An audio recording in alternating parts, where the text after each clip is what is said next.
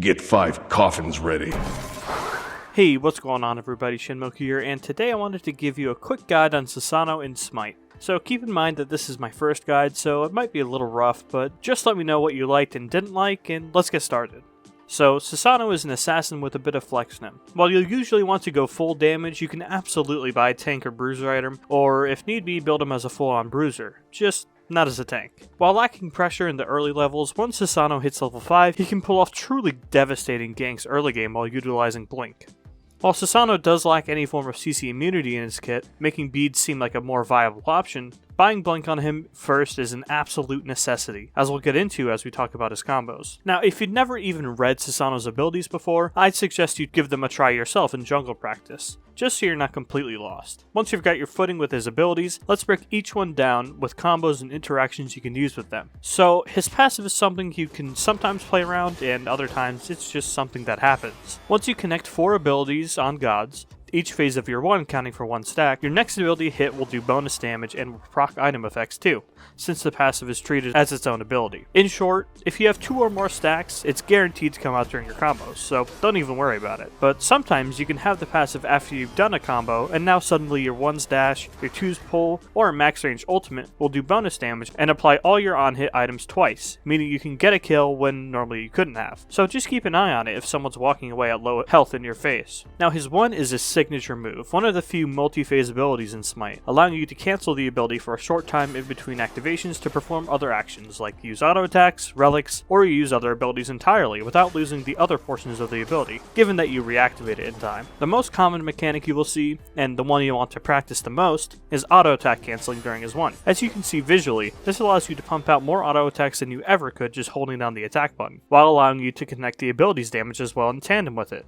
leading to some crazy high damage numbers if executed properly. For this, I highly recommend using instant casting. There can be a case to be made for his other abilities to be left on normal cast, but there's no real reason to keep the 1 off instant cast. I mean, it's not like you can really miss it, and all normal cast will do is make the cancels more difficult. When canceling this ability, you want to hold down the auto attack button while you do it, and while you can time the cancel to perfection, when you're first starting out, you can instead just mash the cancel button until you see the auto attack come out. Once the auto connects, press the ability again, mash cancel until the auto comes out, and then go from there. Typically, you don't want to dash through a target unless they're very low health and or you have your passive active. As for canceling on controller, well, I'm not much good at SMITE on console, but I can tell you that switching to Savage controls was pretty much the only way I can make this feel comfortable. Of course, with such an open-ended ability like this, there are literally thousands of possible outcomes, despite the fact that 99% of the time, you're probably just going to use it to buffer your auto attacks. While doing the bread and butter AA cancels are a safe bet, always try to look for new opportunities and keep it crafty to keep your opponents on their toes. So moving on to his 2, one of the biggest reasons for getting Blink first. This is essentially what enables Susano to utilize his auto attack cancels as well as he does. There isn't too much to this ability, you just want to study its range well and try to utilize your movement while casting it to get a max distance pull. In addition, the free auto attack you get off the pull is one of the biggest reasons for wanting instant cast on most of Susano's abilities, to keep his damage as unreactable as possible.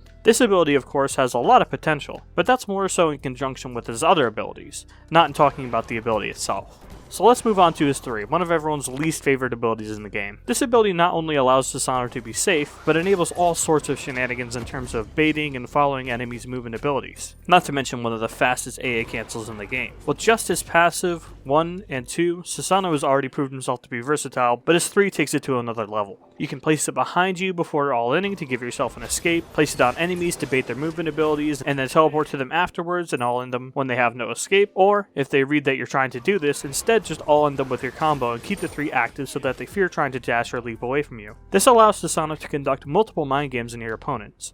However, it's up to you to decide what will work best against the opponent, by both the god they're playing and their playstyle. Do they seem to dash at the first sign of trouble? Then you may want to blink and bait out their movement ability. Do they tend to hold their movement ability? Then maybe you can hold your 3 on them and make it so they hold their dash so long they end up dying for it. It's all things you have to consider in the moment and within seconds. And while Susano isn't particularly difficult mechanically, conducting these mind games is part of what makes him difficult, especially the better and better the opponents. So moving on to his ult. Regardless of what you think of Susano balance-wise, this is easily one of the best abilities in the game. You can use this as a zoning tool on objectives, to finish off enemies at long range, to split apart an entire team fight, peel for your team, or pair it with Blink for a nearly unreactable knockup combo. The fact that it has such a long range, does so much damage, and has a knockup makes it truly devastating, so long as it's used correctly. Since it's so big and so loud, your enemies are very likely to react to it in some sort of way, so firing it at the correct time and in the correct direction with one of the aforementioned uses in mind is pivotal. And again, keep in mind, if you have your passive with this ability, you have a truly catatonic amount of damage at your disposal with a massive range, so don't be afraid to spam it at an enemy as they make their escape at low health. Alright, so now you understand a bit more about Susano's abilities and how they can be used, so now let's start teaming them together for some combos. First off are some of the classics. 3 onto an enemy god, teleport, auto into your 1, hold the dash for any movement abilities, and chase with your 2 and 1. Pull an enemy god with your 2, auto, 3, bait any movement abilities, teleport, then auto into your basic 1 combos, finish it with ult if need be. Then we can do some spicy ones, for instance the Frostyak special, named of course after one of the best Susano players of all time, Frostyak. Here you want to charge your ult at max distance, then use Blink and pull immediately, firing the ult as soon as you can. This works as an insane gap closer on unsuspecting opponents.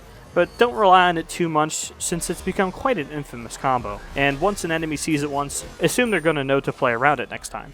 Additionally, you can use your 3 instead, but as I've pointed out before, you really want to save it and use Blink as a substitute for an instant gap closer. From here on in, you'll mostly just be doing variations of these same few combos. Utilize your dash here instead to catch up, or use your 2 instead to pull them after they leap. It really just depends on the opponent's god. So now let's discuss some good and bad matchups for Susano, and I'll group them up by class on a tier list.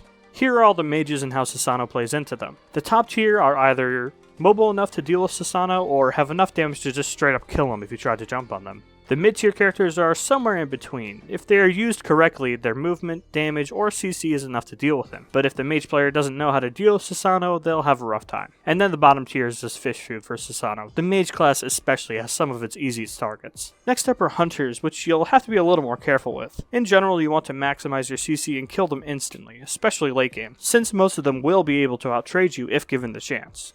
With assassins, it's pretty give and take. Some he just eviscerates, and others it feels like he can't really do much. It just depends on their toolset. Typically, if they're more movement and damage based, he does well, while the damaging CC types are harder to deal with. Then warriors. Yeah, these tend to be the most difficult to deal with, as they are for most characters in SMITE, to be honest. Once you get Heartseeker, it's not so bad, but for the most part, they just tend to laugh off your CC and damage. If you ever want to gank one, you'll need your soul laner with you all the way. Guardians probably give Susano in particular the hardest time overall, since he has no inherent CC in his kit, which makes sense because it's kind of their job. Some of course work better than others, but again, pre-Heartseeker, it can feel nearly impossible to get them away from you. In general, you more so want to play around them rather than try to deal with them straight up. Of course, if you have any questions about specific gods, let me know in the comments. And I think that about wraps it up for this guide about Susano. If you have any comments or something important I should have discussed, let me know. And thanks for watching.